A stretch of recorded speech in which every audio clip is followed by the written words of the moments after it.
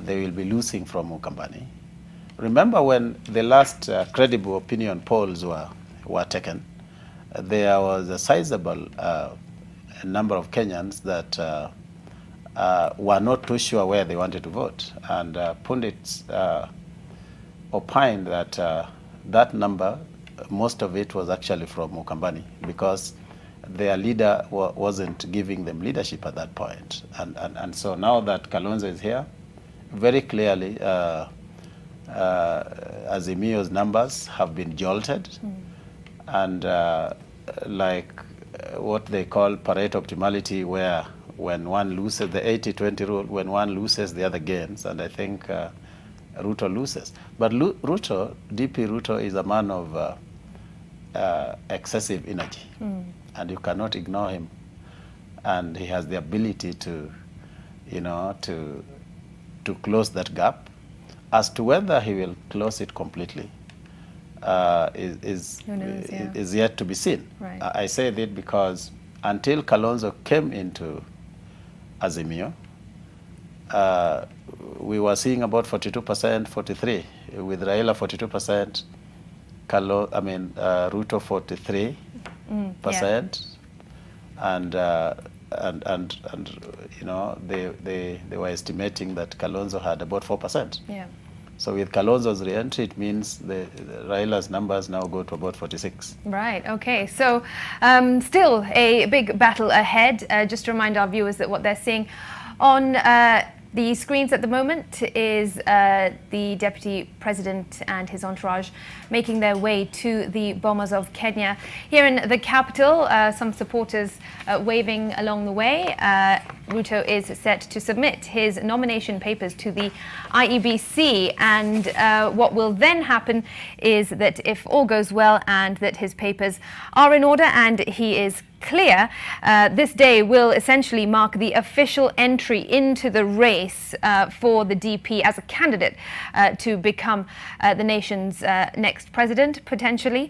Remember that he has been second in command for 10 years, and interestingly, he would then be the first person to be elected president, if that happens, the first time he runs. We know this is Raila's fifth stab at the presidency, and so the DP would be the first DP to succeed his boss. So really, several reasons as to why this is such an important day. Professor, what can we expect after this day with regard to his campaigns? As we've just been discussing, you know, there we have some great pictures of plenty of Ruto supporters there, getting his attention as he still makes his way to Bomas. But yes, now with the scales slightly tilted and Kalonzo back to Azimio, you're shaking your head. How do you read into this? I don't agree there is any tilt. Okay, go ahead. Tell us why. I disagree. Why? I also disagree that there is any division in the Kenyan Okay, voter. as per what Moses Wetangula said. Yeah. There is, I don't know what Moses Wetangula said, but anybody who thinks there is voter division in this election, then they don't understand this country. Why is that? You see, previously we have been voting almost strictly on tribal lines. So there has been a lot of emotions in our voting. This election has no emotions. This is an interesting election. It's an election like the one we had in 1963. You see, Ruto, I think he figured out very early that being Kalenjin Kikuyu thing will give him problems. But just on your point, let me interrupt. You said this election has no emotions or the voters, no emotion. But we've just seen quite emotive talk by the DP. No, here, you see, that's the emotive talk when he talked. That's a national talk. He talked about dismantling the state capture. He talked about the role played by the deep state, who are branded personally as criminals. But when you look at the support he is having, it's not from his tribe. It's basically across the country. If you look at the support Raila is having, it's across the country. It's not fixated the way we have always done on the tribe, because this Asula thing seems to have dissolved the tribe, in my opinion, especially on these young people. Okay. So the leaders, the tribal leaders, they have lost in gravitas. the president himself has no control over the Kikuyus. They seem to have rebelled. Do you understand?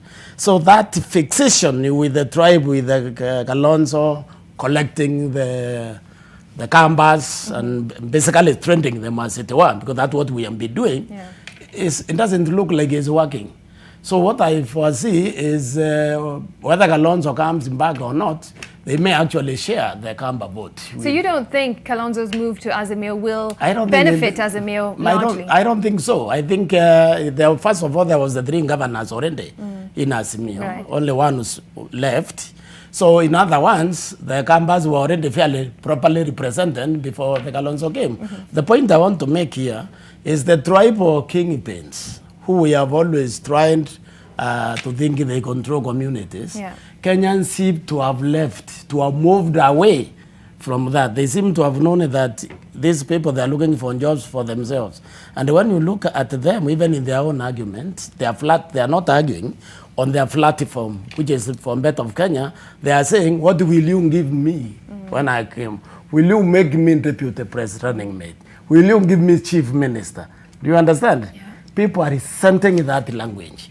What they want to hear is Kalonzo comes and says, this is my platform. This is my formula for economic regeneration.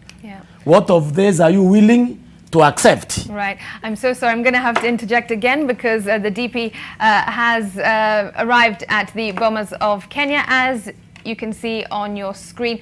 But just as we watch those pictures, do continue. We'll cross over live to Mark Musai shortly. Carry on, sir. So, you see, the negotiations these people seem to be making is annoying the people of Kenya. Because they are looking for a job for themselves and their families. People understand that now. But what is more important is the lesson the Jubilee has delivered to the people of Kenya, Jubilee administration. When we voted for the president, we are voting for one of us. We're just making sure Raila doesn't win because he's not one of us. Do you understand? But we are suffering economic consequences of that decision, all of us. People understand that now. So they are not going to be driven by the tribe. You see, before, we preferred our band man against a good one from another community. We have changed. We want that good one from the other community because we know that what we want.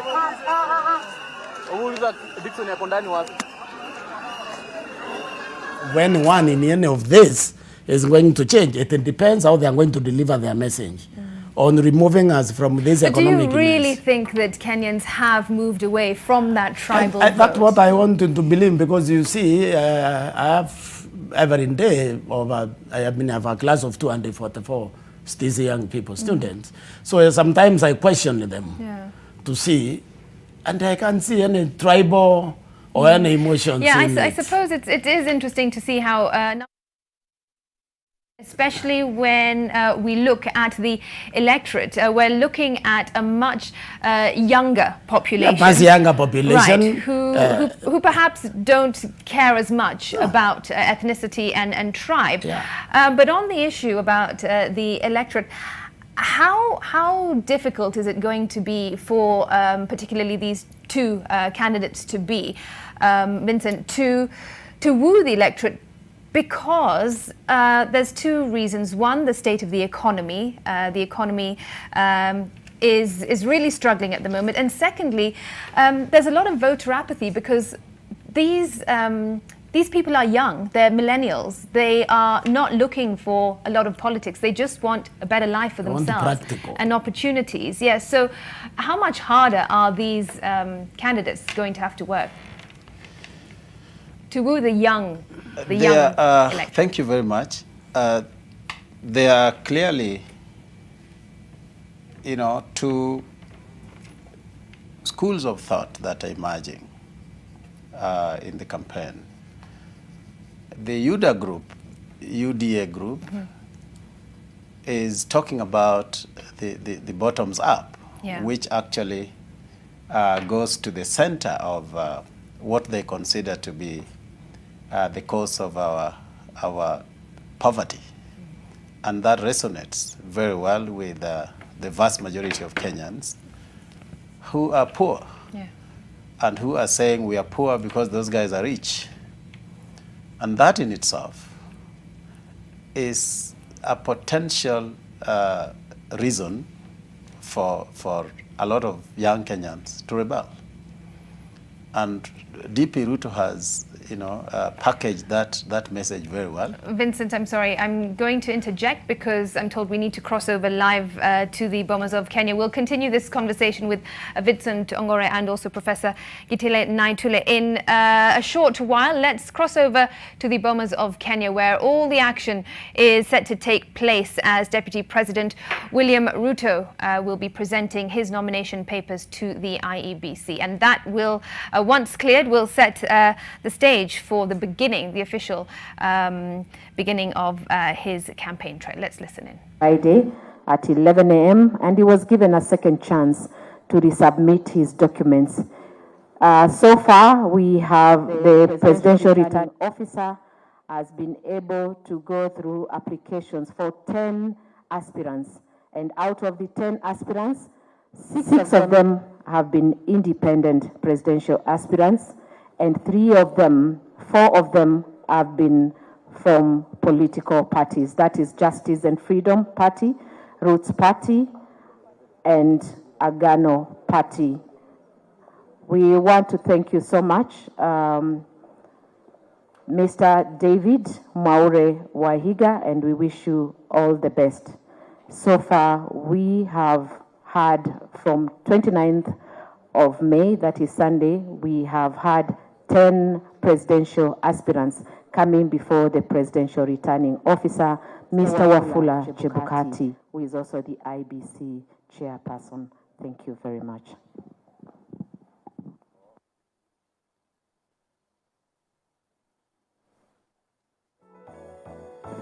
Habari njema kwa Wakenya wote, tume huru ya uchaguzi na isiyo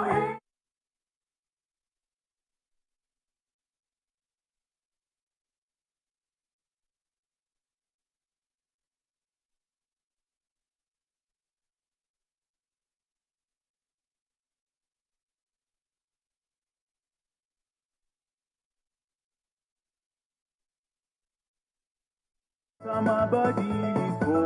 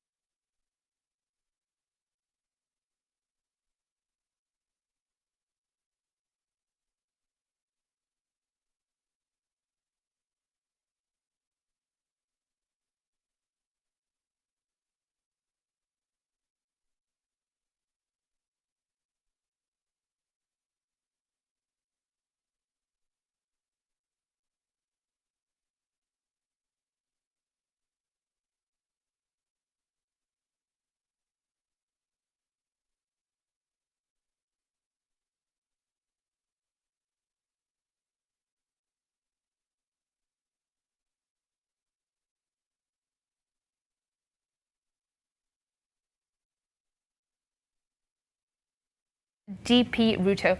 All right, let's bring you back to studio and continue with this conversation. Vincent, we were talking before we crossed over about the need to woo the young voters who have a very different perception of politics these days. Yes, and I say that clearly DP Ruto's message is resonating very well with the young people. It is a precise message.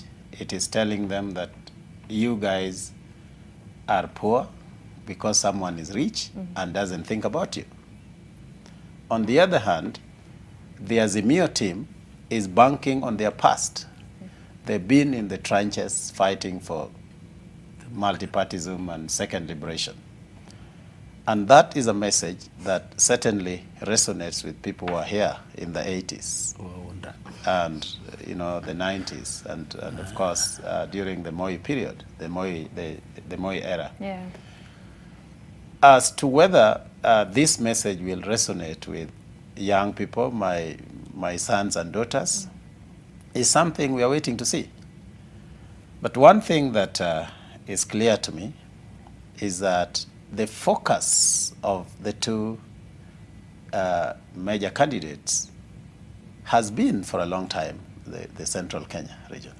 And there's something happening in central Kenya that we need to talk about. As a professor here already alluded to, they voted because they did not want Raila, and they wanted to benefit from government, the legacy of government, the entrepreneurship that goes on, the crony capitalism that has been associated with people who are close to government. The reality is that their businesses have suffered, and they are saying, this is happening at a time when one of our own is in office. Yeah. And so the resentment you see against Raila has nothing to do with Raila. Exactly. It has a lot to do with his association with the person they entrusted with stewarding their resources and who, in their opinion, has disappointed them. Yeah. Because you and I know that Central Province is actually the entrepreneurial bedrock of our country. Anything that affects their business is non-negotiable. And I think that really is the bone of contention. It's a bigger contention than age in that, because the resentment is bigger when it comes to their business than it is when it comes to their age. But of course there are historical reasons as well, where the young people are saying, we have been watching as you amass wealth. You guys have been promising us. Remember, 3 presidents have come from there. You guys have been promising us heaven, a slice of heaven down on earth. We are seeing a slice of hell. Right. And it is our time, to grab this opportunity. And the person who is giving them that message is Ruto. Yeah. And this is why Raila, in his ingenuity, brings on board Martha Karua. Martha Karua brings at least 2 things. One is the face of liberation, and of course her ability to articulate, and she has a lot more energy. Will move ahead of us, ahead of the candidate, so that you can go and wait at the hall. Then we will bring the candidate and usher him in to the arrow so that the process can begin. So we want to request the rest of us, except only 14 people, leaders to remain behind. Kindly, please, let's comply. From this side.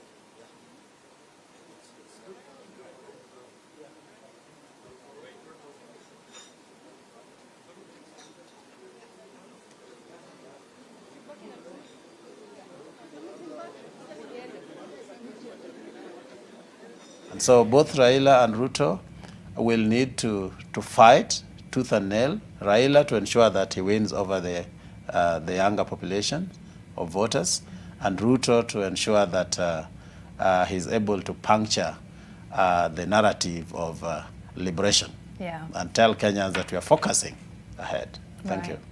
Okay, it's just gone 1/2 the hour. If you're just joining us on NTV, what you're seeing on your screens is activity at the Bomas of Kenya, where the Deputy President William Ruto is about to submit his nomination papers to the Independent Electoral and Boundaries Commission. This all in the race to State House. Once those papers are cleared, Ruto will officially be a candidate for the next president. With me in studio, I've got my two guests, Vincent Ongore, governance expert, and also Professor Gitile Naitule, a governance expert. Professor, you were shaking your head in agreement with what Vincent was saying. What do you have to comment on? Yeah, I agree with them entirely that Central Kenya has come to not Central Kenya, I think generally the whole country now understands that what they want is a good government. Not government, not anybody from your home. Yeah. It's relevant. It's good government will serve all of us. I also agree with them when he said there hasn't been promises. There has been all these presidents, but there have all been transactional leaders. And you see, transactional leaders benefit themselves and their families, and they establish what is called a client state. In other words, unless you are in a part of the deep state, meaning the inner circle, you're basically not participating in the economy, because the economy usually built by transactional leaders is usually an illegal economy. Right. What the former Chief Justice called in gangster economy, Mutunga, if you remember. Yeah. So people understand that now, and they are willing to transcend this driving business. They know that when you are miserable and you are a Kikuyu, you are miserable today, you are a Turkana or whatever, the Kikuyu now knows that they are miserable together with the other Kenyan. Never mind that there is a Kikuyu president in the State House. That is not there. They understand that. Yeah. So this is why I think the tribe is going to play a very meaningful role. I mean, a less meaningful role in this election. But also, one thing I need to advise the Simeon Brigade. They really don't have a message. They need to sit down and structure a message. It's not enough to say that Ruto's bottom up is useless. You need to bring your better message. If they continue the way they were continuing, like my colleague just said here, the Ruto's message of the Azolas and all that has captured the imagination of these young people. Yeah. To get these young people back, they need an economic message, because the economy right now is a problem. Yeah. The poverty index, when Kibaki left, the absolute poverty was 32%. It has doubled now to 64. If you Google 2021, the unemployment was 2.8. It is now 6.8. So everything seems to have been doubled, and these people can feel the economy is a result of bad government policy.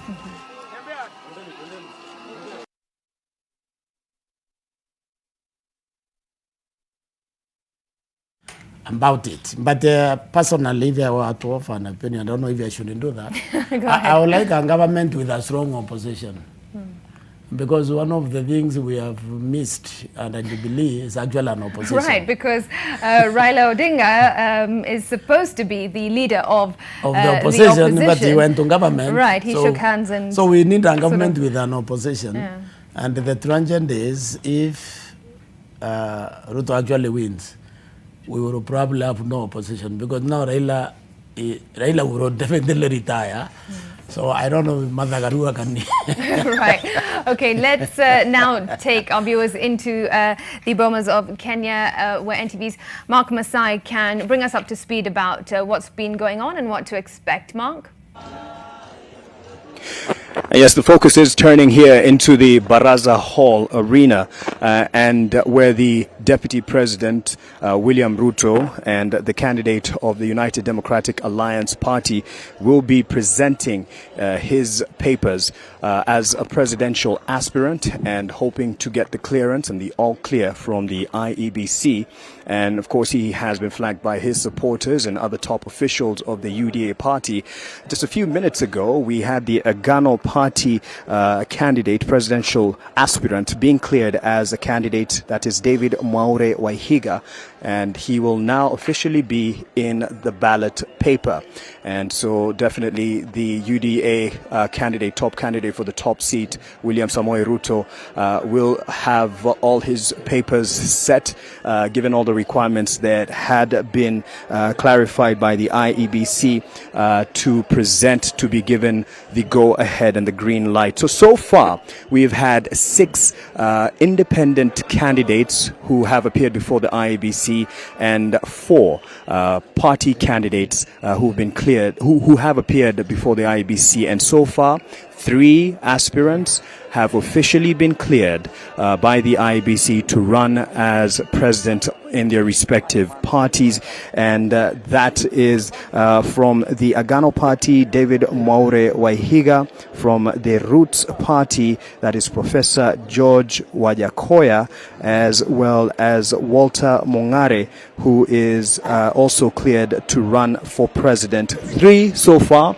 We'll see if William Samoei Ruto will be the 4th to be cleared, and this is in the 5th day of the process that has been carried out since the 29th of May, and right now he is just outside registering himself as he makes his way into the main Baraza Hall, and the top IEBC officials are waiting to receive him, and definitely will be presenting the papers here. A few minutes to just go through the records to make sure that they are in line with the requirements that have been set out by the Independent Electoral and Boundaries Commission. Now, key among the requirements that we have here for every aspirant is to show proof and documentation that the aspirant is a Kenyan citizen by birth, and a holdover degree from a university recognized in Kenya, a registered voter, proof to show that they are registered voters, as well as proof that they are qualified to stand for election as Member of Parliament,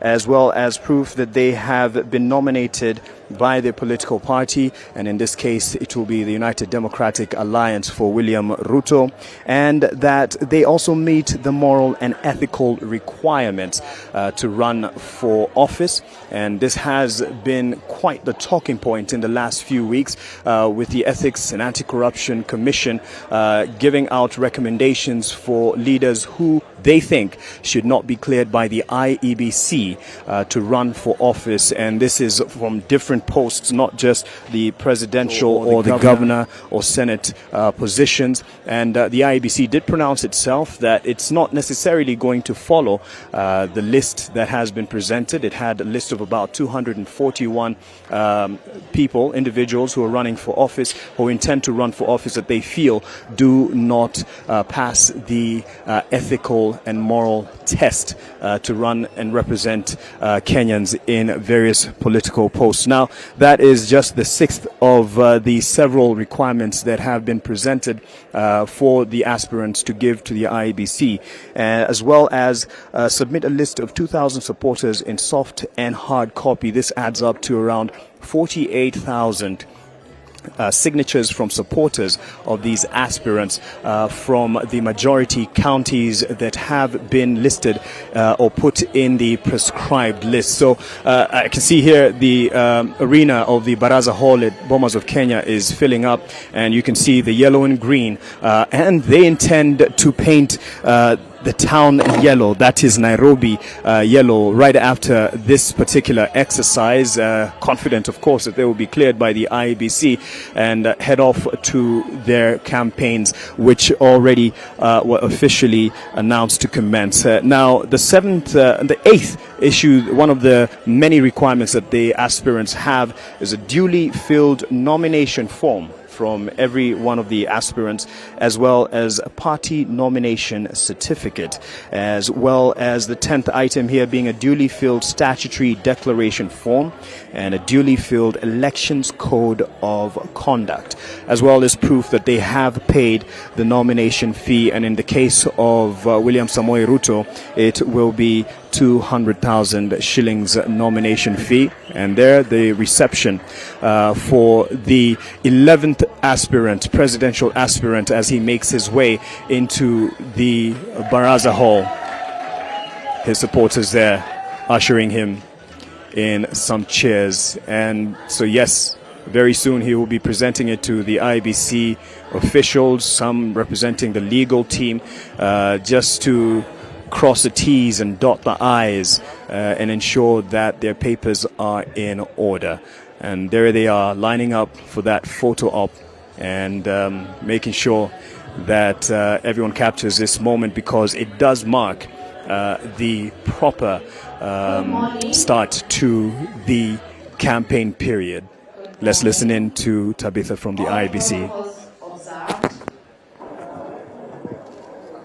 Welcome to the IEBC Presidential Candidate Registration Center. And this Saturday morning, we receive the 11th presidential aspirant,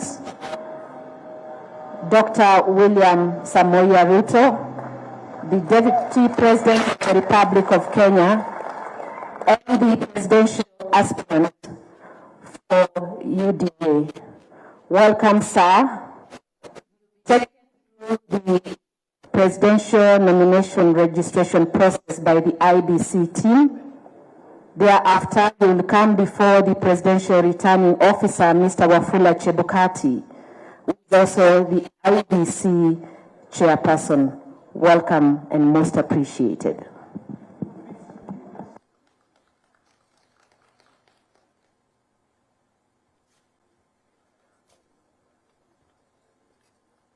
We request all the other persons to be seated.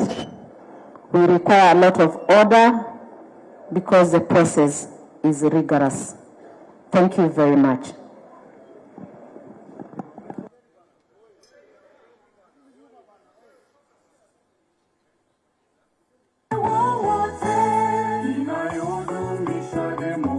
The media, please allow the IEBC registration officers to do their work.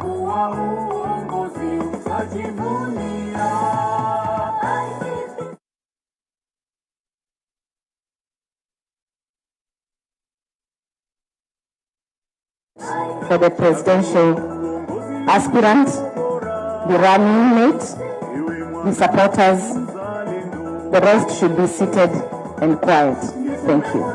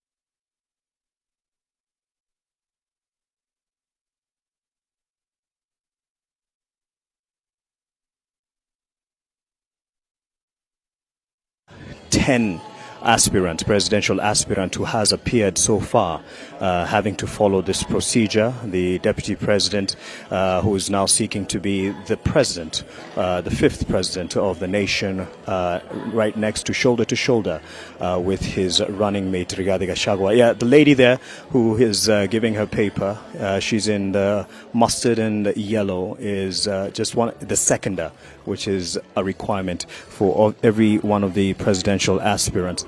And from there, move up the table to the legal offices of the IEBC team, just to make sure that the papers are in order before the IEBC chair, who is up at the dais there, to ensure that the officials are okay with the paperwork and ensure that they can give the green light for the yellow and green party, that is the United Democratic Alliance party, that the ticket he's seeking to run for the top seat.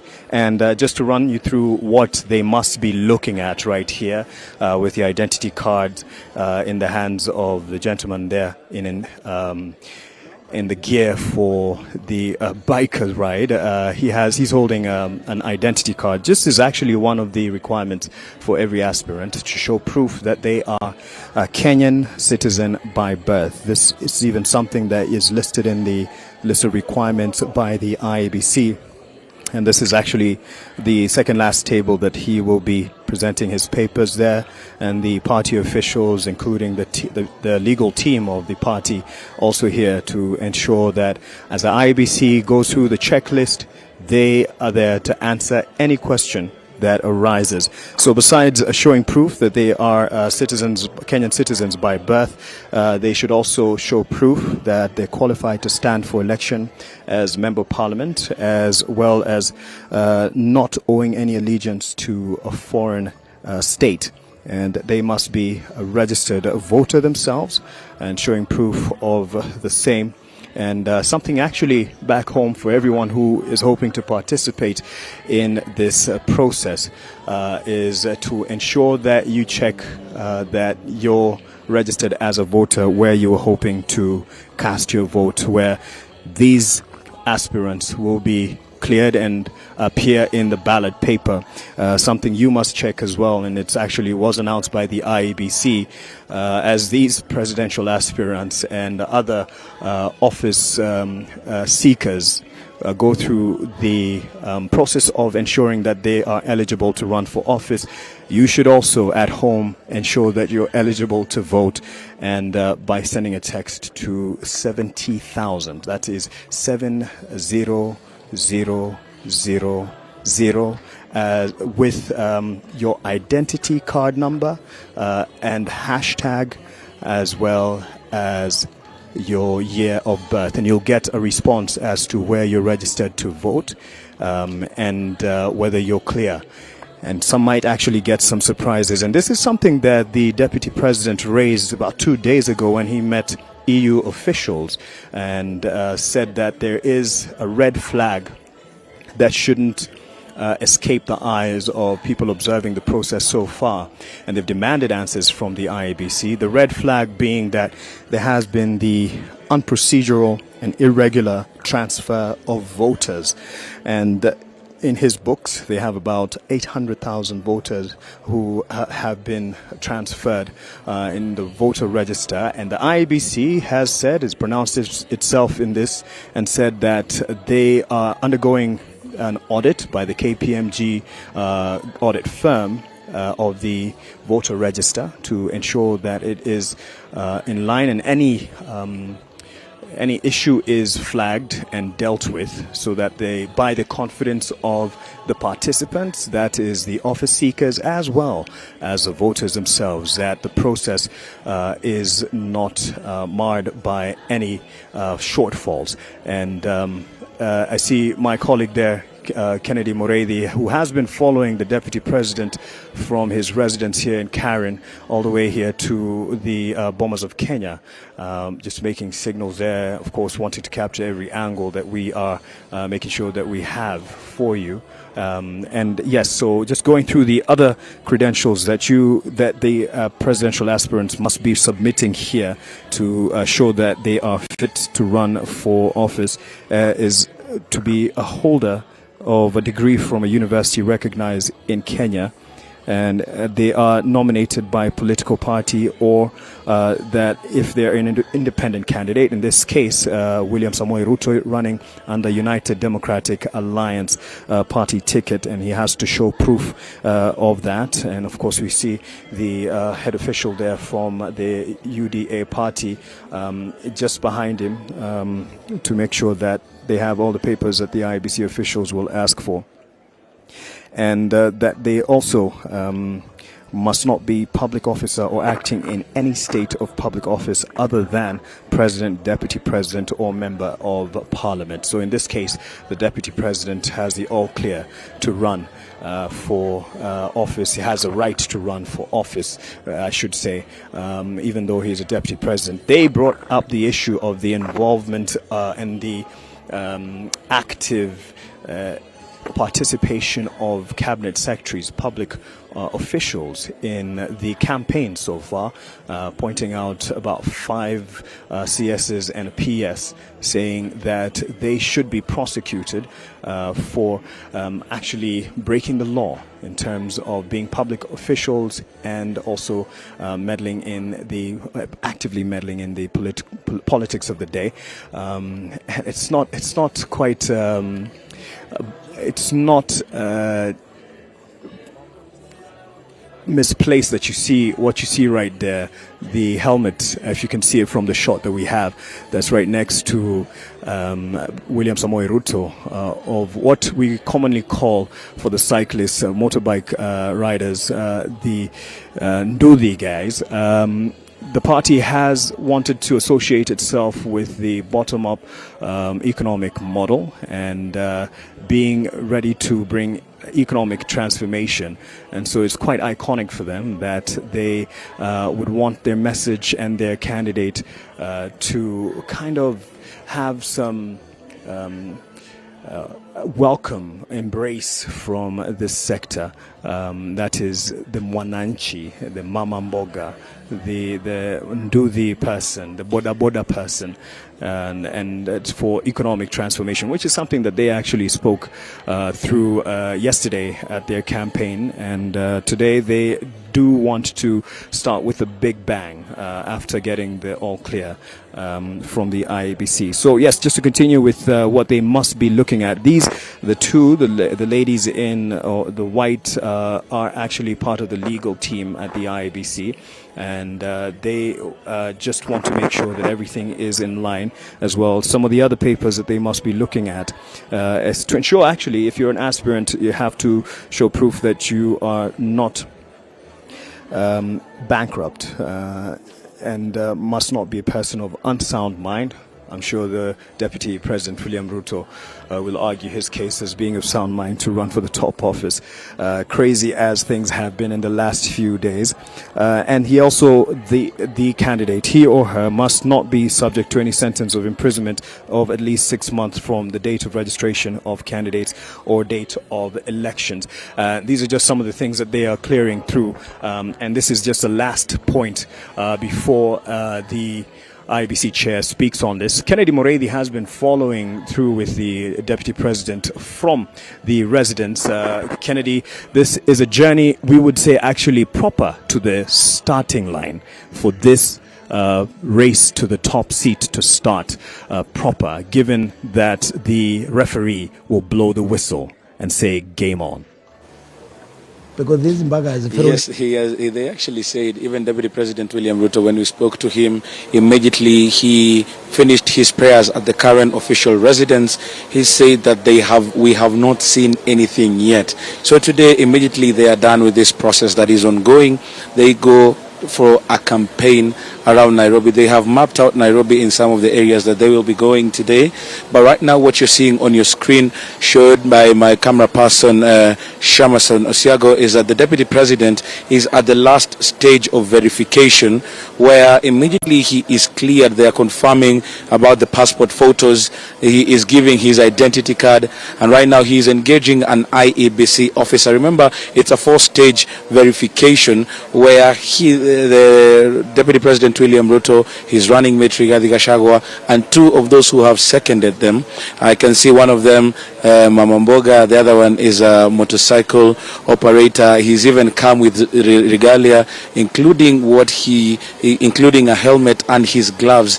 They are living to what they have been preaching, that is the true spirit of the hustler, and that is why they have those as their seconders. For the first one who is proposing, then the seconder. And also what we are saying is that there is a route that they have mapped out that they will be going immediately. They do this, and after here they go and meet the presidential returning officer, who is also the chairperson of the IEBC, that is Wafula Chebukati, who is seated at a higher pedestal, I can say. Then they will go up the stairs. There are some bit of stairs here where they will go and they will meet there, so that they can probably speak to the matter, and they will be handed over their certificate, signaling the start of campaigns for them. We will no longer be calling him an aspirant, but we will calling him UDA presidential candidate. Immediately he has been cleared to run by the IEBC. So it is quite an interesting day, and what they have is that immediately after here there is a roadmap that they have drawn that starts at the Bomas of Kenya. Immediately there are a number of people who are outside here that they will be expecting to hear from William Samoei Ruto, the candidate, and Rigathi Gachagua, the Deputy President nominee candidate. Then they will go into South Sea, where I do believe they are going to have a stop over there. We have seen vehicles, including trailers that are blaring sounds. Then they will have, then after South Sea, they will go to South B. Then they will go to Mukuru. Then they will go to the City Stadium. Then they will go to Gekomba. Then Majengo. And it will all culminate at the Kamukunji grounds, where they will have a rally. It will be very interesting to hear what voices they will be saying, and I think the Deputy President has given us a snippet of what they will be saying. Remember also in his prayers, Eden Duale was speaking to the fact that he was even saying that there are so many people who said that we will never get to this day, yet they have gotten to this day. We do expect that such sentiments are going to dominate the speeches at the Kamukunji grounds, where they will be expected with a whole battalion of Nairobi leaders who are going on various seats within the Kenya Kwanza and the UDA in itself, that they will be speaking to that particular word of the journey to this day. Deputy President William Ruto has already promised that we have not seen anything yet. He has been campaigning, but that says today the umpire will be blowing the whistle for the game to start. So we do expect that immediately after here, there is going to be a serious campaign from both sides. So today, Deputy President William Ruto starts his journey. Tomorrow, Raila Odinga is also expected to be here, and probably the same process that we've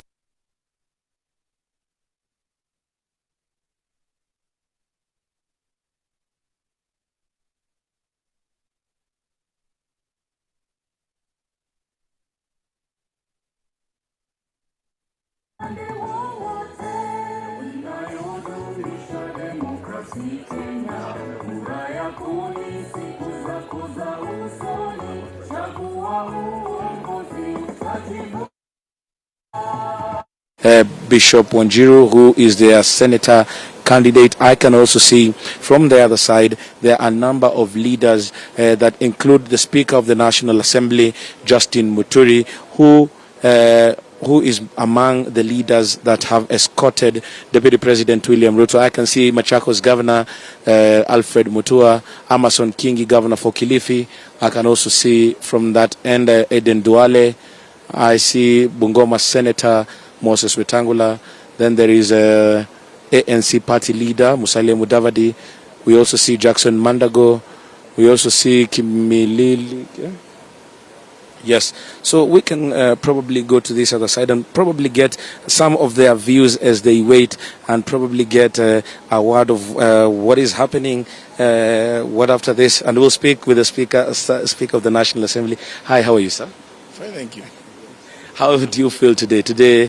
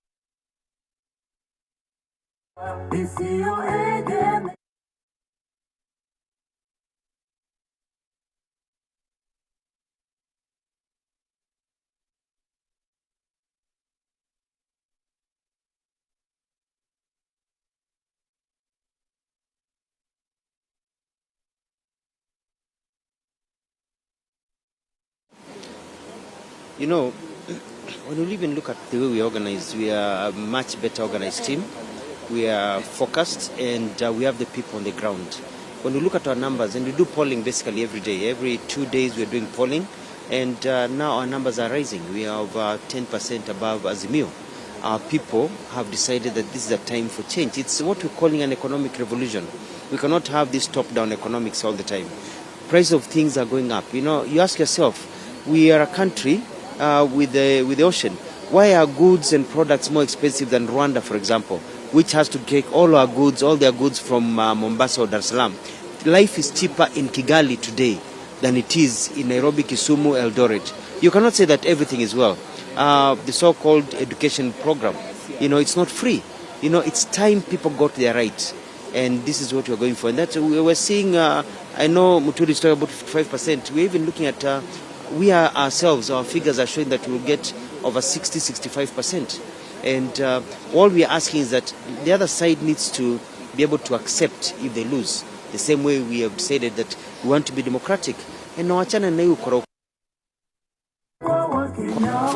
doing what is called pre-election rigging.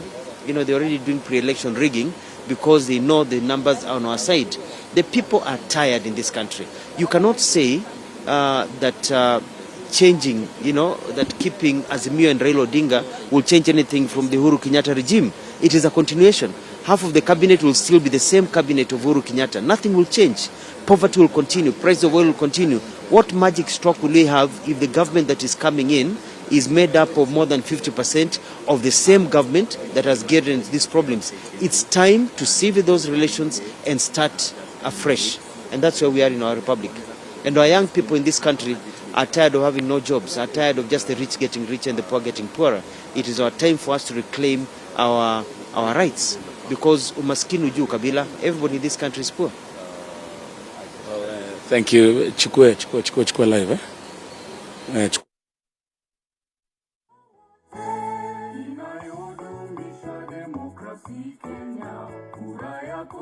He's speaking of 60 to you. He is speaking to about 65%. What is your projection of this? 65% of what now? He is saying that Kenya Kwanza is headed to a win of 65%.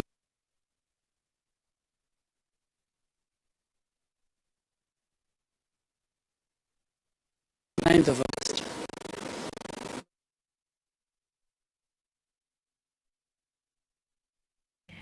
You've been watching the ongoing submissions of paperwork by Deputy President William Ruto as he submits his papers to the Independent Electoral and Boundaries Commission alongside his deputy, that is Rigathi Gachagua, at the IEBC this morning.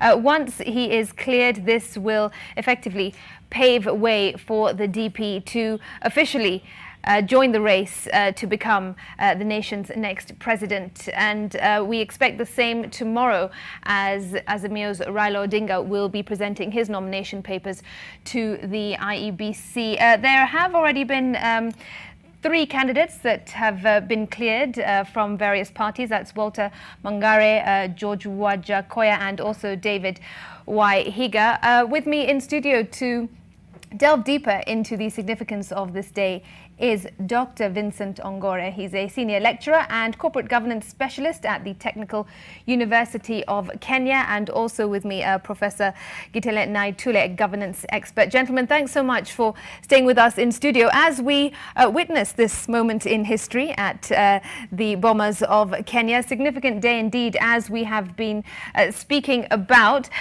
So what's happening at the moment is that the IEBC officials are going through all that paperwork. We spoke earlier about what some of that paperwork is.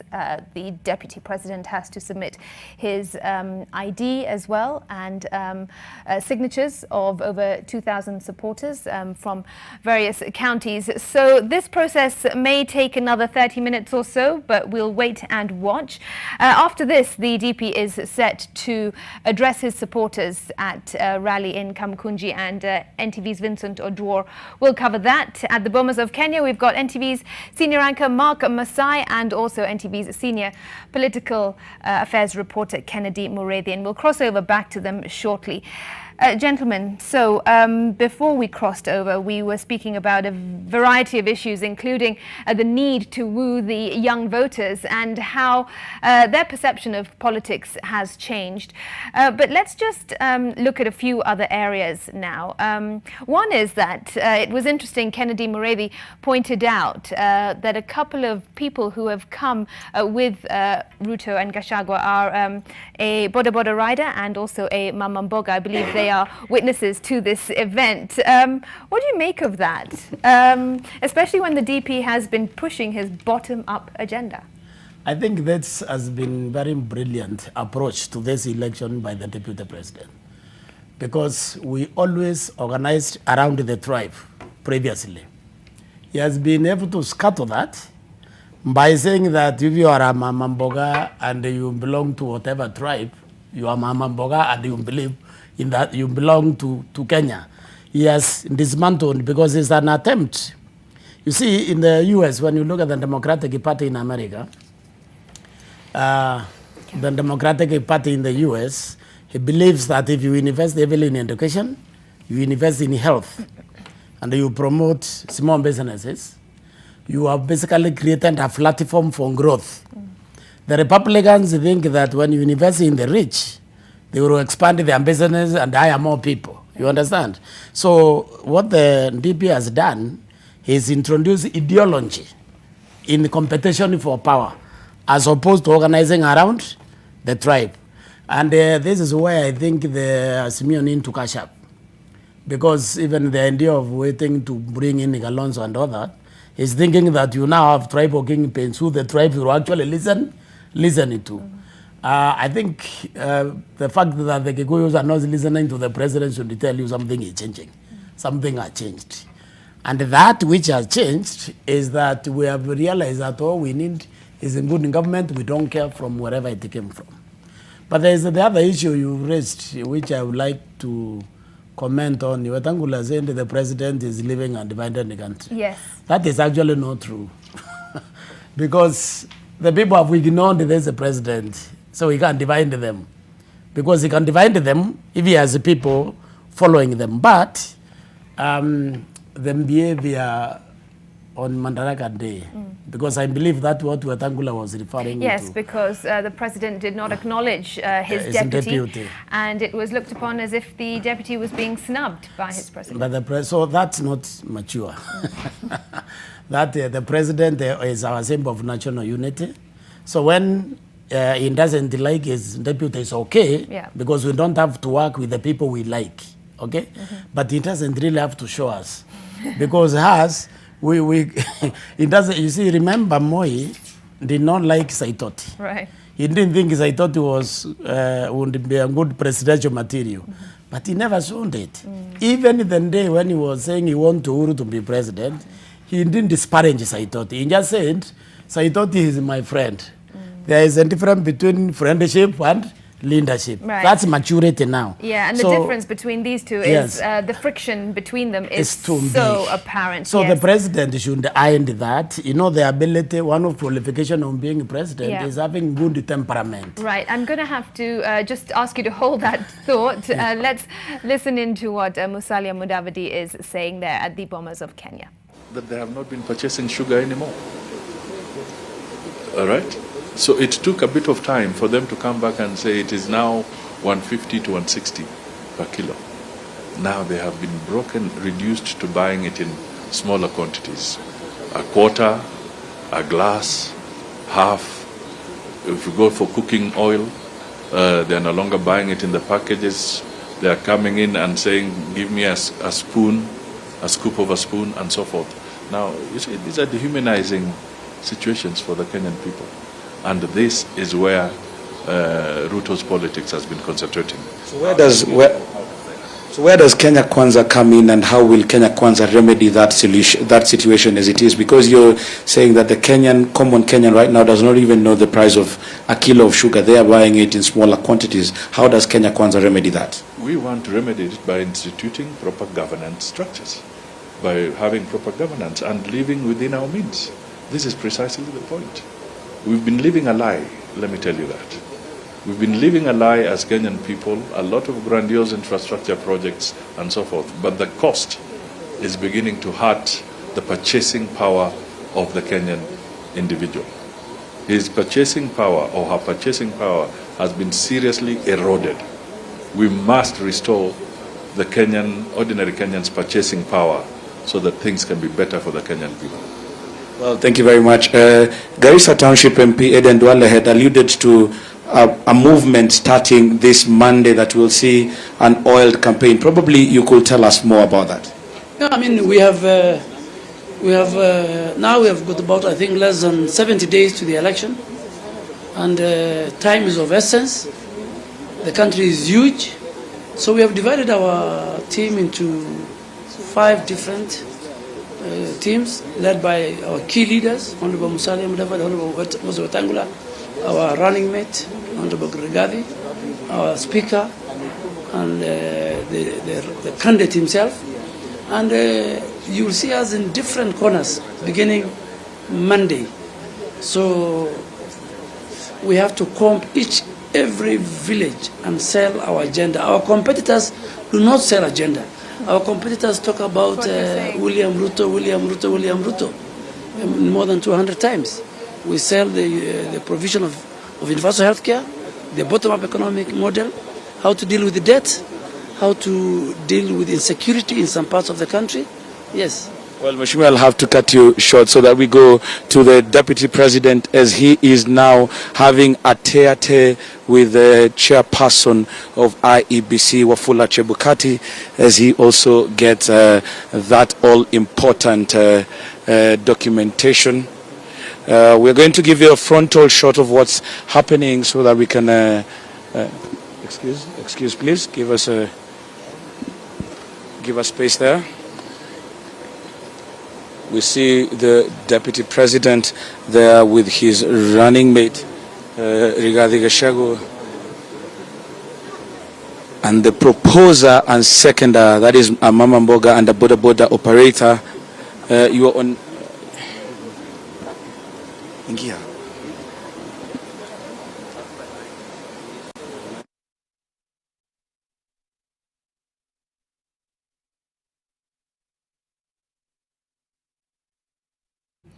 Right, we'll bring you those pictures of the Deputy President and Rigathi Gachagua, the nominated running mate, in just a moment, as they are about to meet face-to-face with Wafula Chebukati. And beside them, also, we'll bring you the pictures. In fact, I think what we've got is the back of them. That's right. So the lady there with the headscarf, that is the seconder, that Mama Mboga, and then also the gentleman there in that bright yellow neon sleeveless jacket, that is the proposer for the Deputy President and his running mate. We were talking about that just a moment ago, about the fact that they've got, you know, chosen 2 very interesting proposers and seconders, a Boda Boda rider and a Mama Mboga, which really touches on their bottom-up economic model, and that essentially is what Kenya Kwanza's campaign tool is. They're using this as a way to sell their campaign. But what you've been saying, Prof, is that yes, Kenya Kwanza has an agenda, but Azimio does not. No, it doesn't, because I mean, if we are 3 of us here, if I were to ask you what the agenda, you wouldn't know. If I were to ask my colleague here, it's the same. Right, I can see Chebukati is speaking now, and there is an applause, so let's cross over back to Bomas. Before that, I would like you to look at the sample ballot paper that we shall use. Confirm the names, your names and the running mate, and you sign against your name. Yes.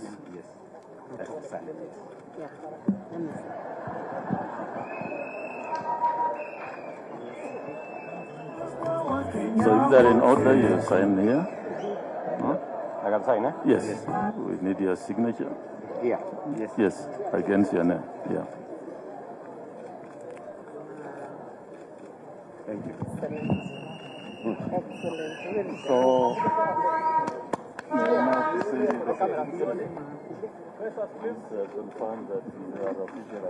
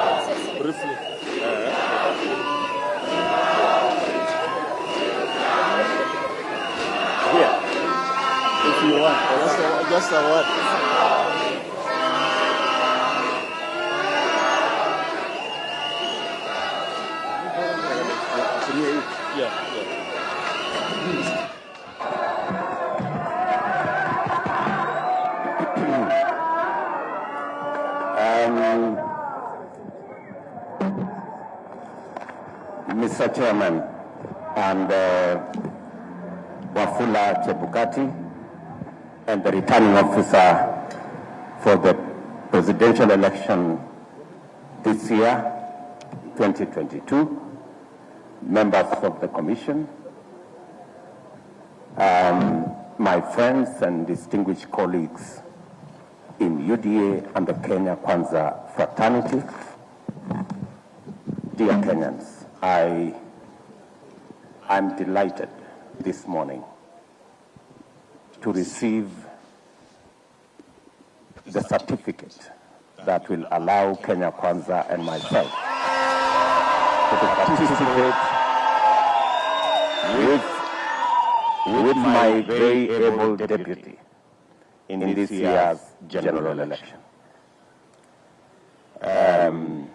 Mr. Chairman and our returning officer, in this podium that Kenya Kwanza has confidence in the Independent Electoral and Boundaries Commission.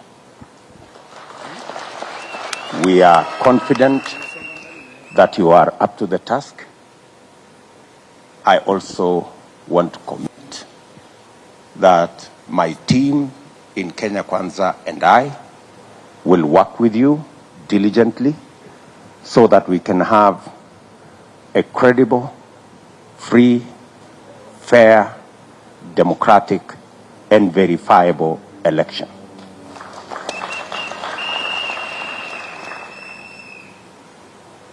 Anytime you need our cooperation or in any way our support, Mr. Chairman, I want to tell you we are available. I have appointed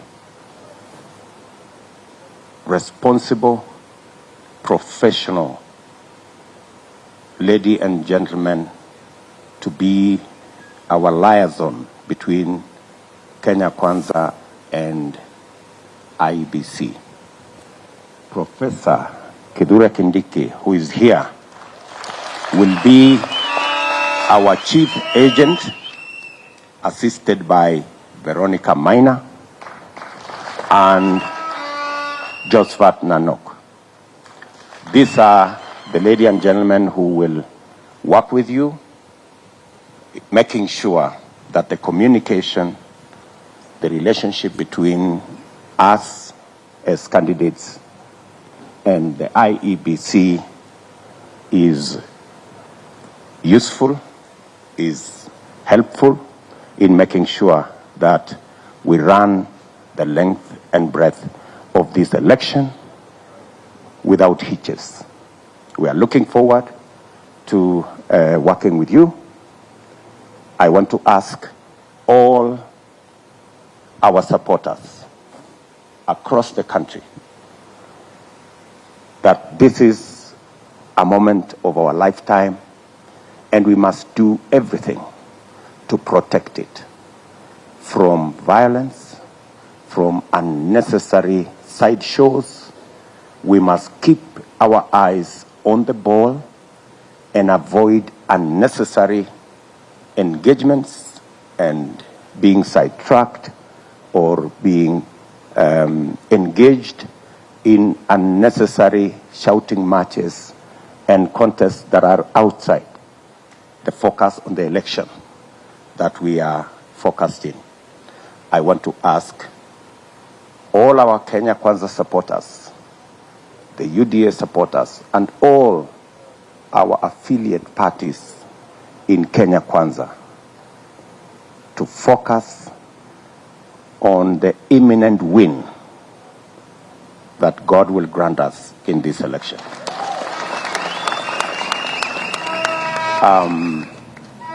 Mr. Chairman, we are committed to the code of conduct that we have signed to keep this election above board. We are confident in your stewardship and that of IEBC in the elections of 2022. Let me also finally say, Mr. Chairman, we will, as and when we come across issues, we will forward them to you in a formal manner so that we can address any issue that may come along the way as we go to this election. And let me also say that on behalf of Kenya Kwanza, we do not want to be favored. We want to be treated fairly, like everybody else. We are not asking for what is more than is fair and that is a right to us. Respectfully, we want to request our friends in the fourth estate, the media. We want to request them to be fair. So far, we have been treated unfairly by some media houses. We respect the decision of whatever media house to have a candidate in this election. We respect their decision, but they should be decent and declare that they have a candidate in this election. I think it is the most decent thing to do. We have raised these concerns, and through you, Mr. Chairman, we want to raise these concerns. The IEBC has a duty to make sure that there is a level playing ground for all participants in these elections. All candidates should be treated fairly. When some media houses, like for example Citizen, they give our competitors 10 minutes of airtime and they give us 1 minute. I mean, it flies in the face of integrity and fairness and balance.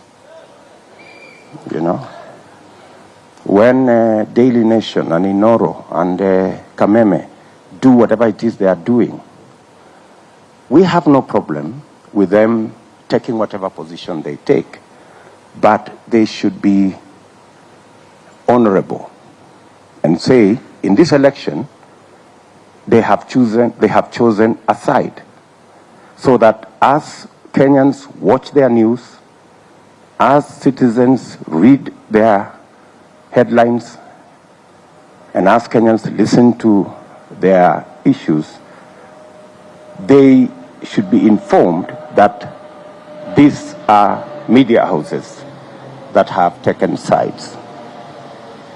Let me repeat again, we have absolutely no problem with them taking any side.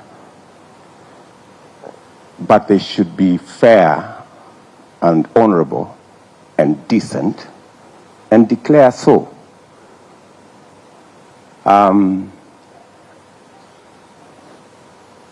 Recently, we are being told about a presidential debate, and we have raised concerns. Yes, I saw yesterday they told us that this is a podium, or this is a platform that is supposed to assist the people of Kenya to understand the candidates and their issues and their ideas, and so that Kenyans can choose on the basis of information and knowledge. But to be fair, if the presidential debate is being organized by a media that has taken sides, by people who already have skewed the playing field in favor of one side, what moral authority do they have to ask the rest of us who are not their candidates to attend a pre-arranged, pre-rigged presidential debate? I mean, surely, ladies and gentlemen, it's not too much to ask. We're just asking for fairness. If you have decided to choose a side, organize a presidential debate for that side. Don't expect us to come and sanitize a debate that you have already skewed with the coverage of your news. I think we're just asking to be treated fairly. And we have absolutely no problem with whatever you do. We already have to surmount huge challenges. We already have the so-called deep state. We already have the so-called system. We don't mind any other hurdles. We've overcome those before. We will overcome it again.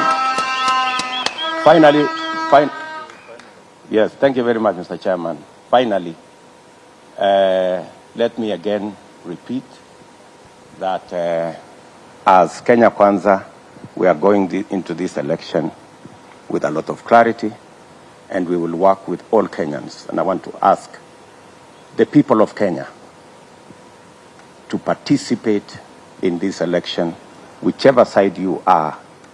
Know that this is our country. It is our responsibility to keep it safe, to keep it peaceful, all of us, irrespective of who you want to vote for or irrespective of which side you belong. Thank you very much.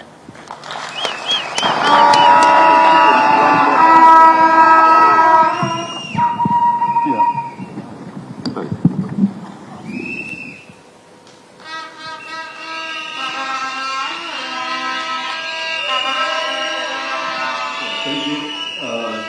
Just want to say that,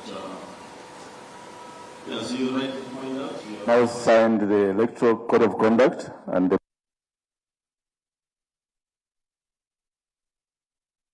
responsibility on the candidates and the parties to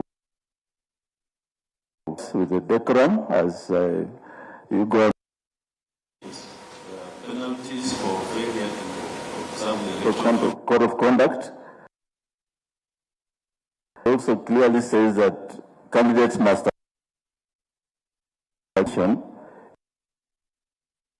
is clearly spelled out in the Electoral Code of Conduct, and also candidates should implement orders and directions of the committee, publicly condemn violence,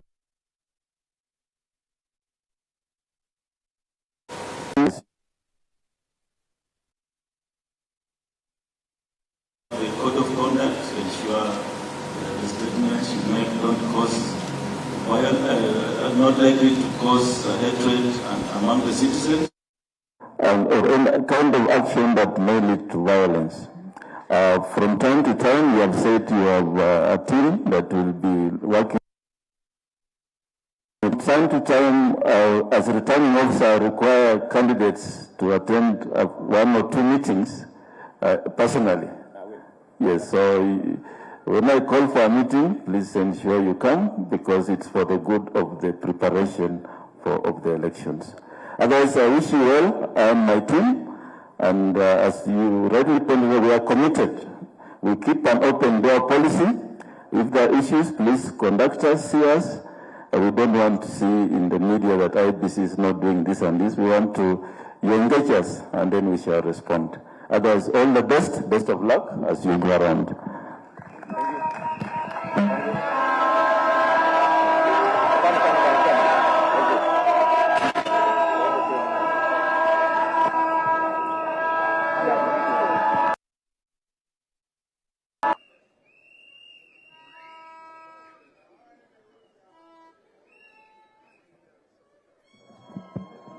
Thank you. Thank you. Thank you very much. That is His Excellency, Dr. William Samoei Ruto, who came in as a presidential aspirant and he lives as a presidential candidate for 2022 Democratic Alliance Party. So far, we have had 11 presidential aspirants appearing before the presidential returning officer, and out of the 11 presidential aspirants belonging to 7 of them are independent aspirants, and 4 of them are belonging to political party. And out of the 11 aspirants, out of the 11 presidential aspirants, we have had 4 cleared so far. Thank you very much, His Excellency, and we wish you all the best. We request the media to have the interviews outside the auditorium. The media, you are allowed to have the interviews outside the auditorium. Thank you very much, and we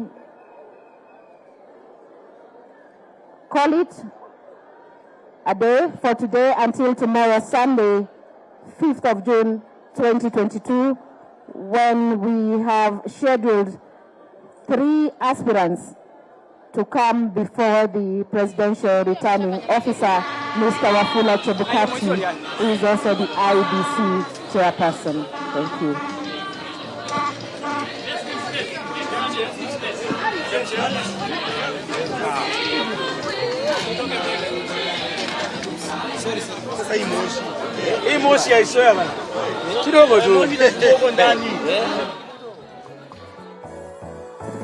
Habari njema kwa Wakenya wote, tumehudhuria uchaguzi na mipaka isiyoegemea upande wowote, inayodumisha demokrasia Kenya.